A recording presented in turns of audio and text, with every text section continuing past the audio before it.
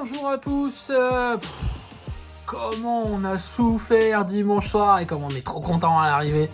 Super scénario à Monaco, même si un peu frustrant pendant 20 minutes en deuxième mi-temps, c'était presque la catastrophe.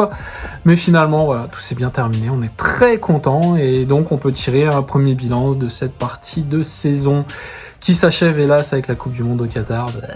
Faut la boycotter. Alors, quel bilan pour cette première partie de saison? Eh ben, j'ai envie de dire que tout a été contenu dans ce match à Monaco. C'est-à-dire, première mi-temps, du jeu, des occasions, du frisson et pas grand-chose à redire. Deuxième mi-temps, plus laborieuse et une fin en apothéose.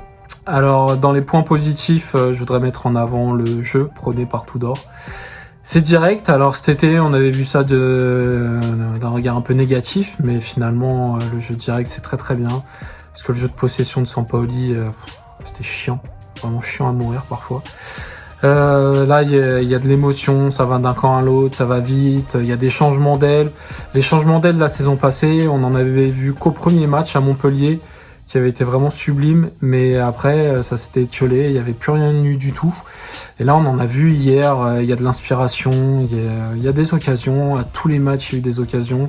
Et surtout le gros point positif, c'est que moi j'ai trouvé qu'aucune équipe ne nous avait dominé.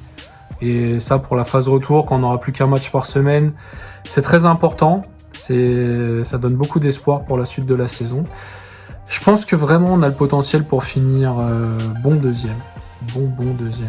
S'il n'y avait pas l'autre équipe, on pourrait même espérer des titres, mais bon, c'est comme ça. Pour les points négatifs, eh ben, comme à Monaco, des grosses erreurs défensives.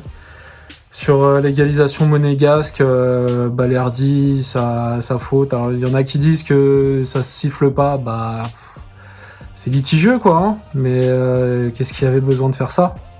Et son problème c'est qu'il fait des très bons matchs, je le trouve en progrès, mais il a toujours des sautes de concentration qui à un moment on bousille tout quoi. Je trouve ça dommage, et il y a lui, il y a Gigot aussi qui passe parfois au travers, il y a Bailly qui est tout le temps blessé, il y a Kolasinac qui est assez lent, et bon voilà, pas toujours fiable, même s'il nous a sauvés hier soir, c'était cool. Mais voilà, défensivement, on a des petits problèmes. Et puis comme on a vu à Lyon, l'arbitrage, il te plombe quoi. Alors on a vu que là, le Monégasque se plaignait que l'arbitrage avait été marseillais dans le dernier quart d'heure. Ouais, mais l'heure d'avant, c'était Monégasque, parce qu'on rappelle que le deuxième but, c'était corner pour nous à la base, c'était pas 6 mètres pour eux. Là, le penalty, voilà, ça siffle pas. Mais bon, il va même pas regarder la VAR, tellement il est sûr de lui. Donc bon, il y a l'arbitrage qui pose problème, mais bon, ça Tudor, il y peut rien. Il y a aussi l'efficacité, vraiment l'efficacité. Guendouzi, tes mèches de cheveux là au moment où tu dois faire une tête, sans déconner. Et c'est ça toute la saison. C'est des occasions énormes manquées, celle de Tavares d'entrée de jeu là où il nous fait son petit saut de cabri, on se demande pourquoi. Enfin voilà, il y a un problème d'efficacité dans cette équipe, je pense que ça se travaille. Papin est censé revenir, alors s'il veut filer un petit coup de main aux entraînements, faire un peu de rap pendant 1 heure avec toute l'équipe, on est preneur, ça ferait plaisir. Et voilà, mais c'est que des points, je trouve que c'est pas des points très importants, tout peut être corrigé, et je suis très optimiste pour la deuxième partie de saison quand le calendrier va s'alléger justement.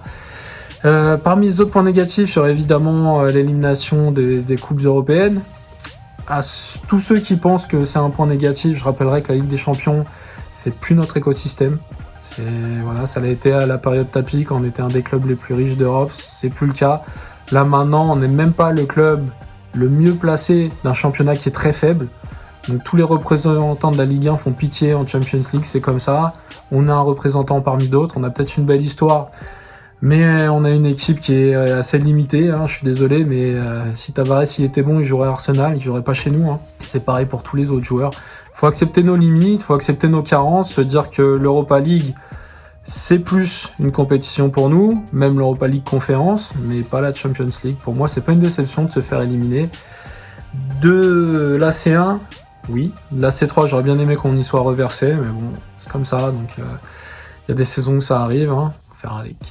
Donc pour moi, beaucoup de positifs de cette première partie de saison, très peu de négatifs, et le négatif, hormis l'arbitrage, on peut le contrôler, on peut l'améliorer, donc très optimiste pour la suite de la saison. J'attends votre avis sur la question. Je vous dis à bientôt. Regardez pas le mondial, ça sert à rien. Et on se revoit fin décembre. À bientôt.